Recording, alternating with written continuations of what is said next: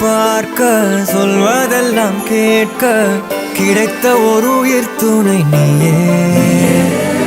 என் சிரிப்பில் பாதி என் துயரில் பாதி பகிர்ந்து நீ அருந்துகிறாயே.